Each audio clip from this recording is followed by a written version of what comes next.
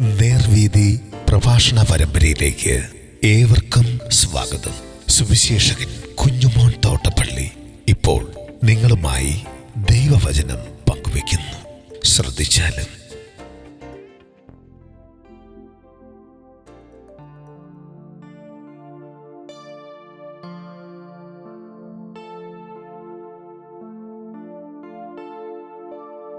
യാക്കോബ് യോസേപ്പിന് കൊടുത്ത കിണർ. ദൈവനാമത്തിന് മഹത്വമുണ്ടാകട്ടെ. യോഹന്നാൻ സുവിശേഷം 4-ാം അധ്യായത്തിന്റെ 5 മുതൽ 7 വരെയുള്ള വാക്യങ്ങൾ ഞാൻ വായിക്കുന്നത് ശ്രദ്ധിച്ചാലും. അങ്ങനെ അവൻ സുഖാർ എന്നൊരു ശമര്യ പട്ടണത്തിൽ യാക്കോബ് തന്റെ പുത്രനായ യോസേഫിന് കൊടുത്ത നിലത്തിനരികെ എത്തി. അവിടെ യാക്കോബിന്റെ ഉറവുണ്ടായിരുന്നു. യേശു വഴി നടന്ന് ക്ഷീണിച്ചിട്ട് ഉറവിനരികെ ഇരുന്നു. അപ്പോൾ ഏകദേശം 6 മണി നേരമായിരുന്നു. ഒരു ശമര്യ സ്ത്രീ വെള്ളം കോരുവാൻ വന്നു.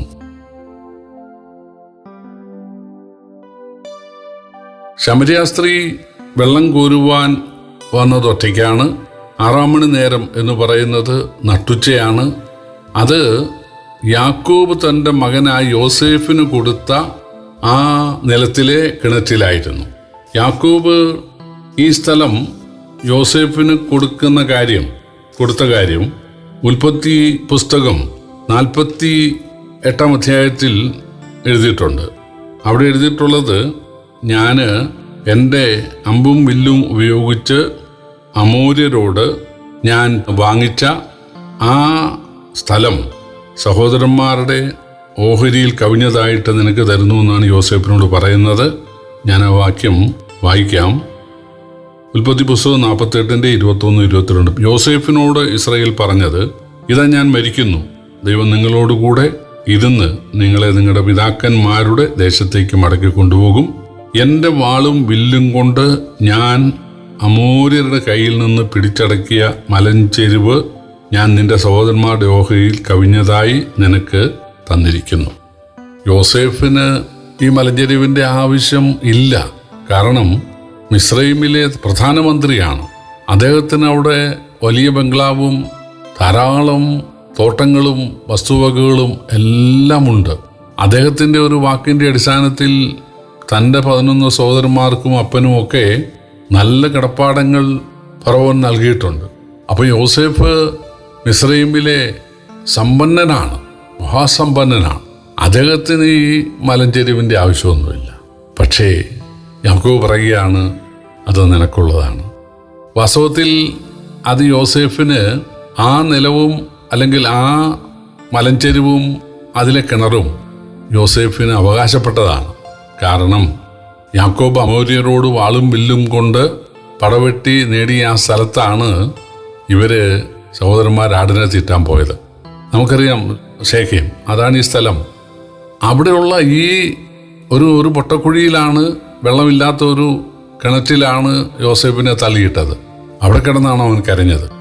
ആ ഉറവ അല്ലെങ്കിൽ ആ കിണർ ആണ് ഇതെന്നാണ് യഹൂദന്മാർ വിശ്വസിക്കുന്നത്. അപ്പോൾ തീർച്ചയായിട്ടും യോസേഫ് കിടന്ന് കരഞ്ഞ, നിലവിളിച്ച ആ കുഴി അല്ലെങ്കിൽ ആ കിണർ യോസേഫിന് അവകാശപ്പെട്ടതാണ്. ഇപ്പോൾ അവിടെ ആളുകൾ അതിലെ വെള്ളം കോരി കുടിക്കാൻ വരാറുണ്ട്.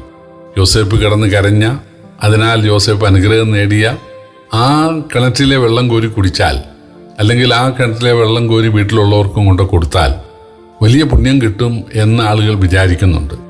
ഇത് ഇസ്രയേലിലെ ഒറ്റപ്പെട്ട ഒരു കാര്യമല്ല. അതായത് ബെഥേസ്ത എന്നൊരു കുളം ഉണ്ടല്ലോ, അതേ സമയത്ത് ഒരു ദൂതൻ ഇറങ്ങി വെള്ളം കലക്കുമെന്നൊരു അന്ധവിശ്വാസമുണ്ട്. അപ്പോൾ അവിടെ ആദ്യം ഇറങ്ങുന്നവന് സൗഖ്യം കിട്ടും എന്നുള്ള ഒരു വിശ്വാസം അവിടെ ഉണ്ടാകാൻ ഇടയായി. അതുപോലെ ശീലോഹാം കുളം, അത് ഒരു പുണ്യ കുളമാണ് എന്ന് വിചാരിക്കുന്ന ആളുകളുണ്ട്. അപ്പോൾ ഇവിടെ യോസേഫ് കിടന്ന് കരഞ്ഞ ആ കുഴി അല്ലെങ്കിൽ യോസേഫിന് അനുഗ്രഹം നേടിക്കൊടുത്ത ആ കുഴിയിലെ വെള്ളം കോരി കുടിക്കാനിടയായാൽ അത് അനുഗ്രഹമാകും എന്ന് വിശ്വസിക്കുന്ന ആളുകളുണ്ടായിരുന്നു. അതിലൊരാളായിരുന്നു ഈ ശമര്യ സ്ത്രീ. അവള് വീട്ടാവശ്യത്തിന് വേണ്ടി വെള്ളം കോരാൻ വന്നതല്ല. അവള് അനുഗ്രഹത്തിന് വേണ്ടി അല്ലെങ്കിൽ ആത്മദാഹം ശമിക്കാൻ വേണ്ടി ഈ വെള്ളം കോരി കുടിക്കാൻ വന്നതാണ്. അവളൊരു സത്യാന്വേഷിയായിരുന്നു. അവള് ശമര്യയിലെ അവരുടെ ആരാധനാ സ്ഥലത്ത്, ഗെരീസി മലയിലെ ആരാധന സ്ഥലത്ത് പോകുന്ന ആളാണ്. എന്നാൽ അതിലുപരിയായിട്ട് ആരോ പറഞ്ഞു, യാക്കോബ് യോസേപ്പിന് കൊടുത്ത ആ ഉറവിലെ വെള്ളം കോരി കുടിച്ചാൽ അനുഗ്രഹമുണ്ടാകും, അല്ലെങ്കിൽ അതുകൊണ്ട് പുണ്യമുണ്ടാകും എന്ന് പറഞ്ഞു കേട്ടു. അവളത് അനുസരിക്കാൻ, ചെയ്യാൻ തയ്യാറാകുകയാണ്. അവൾക്ക് പാപമോചനം കിട്ടണം, അവൾക്ക് ദൈവാനുഗ്രഹം കിട്ടണം. അതാണ് അവളുടെ താല്പര്യം. ശമര്യരുടെ ആരാധനാ രീതിയും കാര്യങ്ങളും ഒക്കെ മതിയെന്ന് അവൾ പറഞ്ഞ് തൃപ്തിപ്പെട്ടില്ല. യഹൂദന്മാരുടെ സ്ഥലത്ത് ആ കുഴിയിൽ, ആ വെള്ളത്തിൽ നന്മയുണ്ടെങ്കിൽ ഓക്കെ പോകാം എന്ന് ഉള്ള ചിന്തയിൽ അവൾ ഒറ്റയ്ക്ക് പോവുകയാണ്.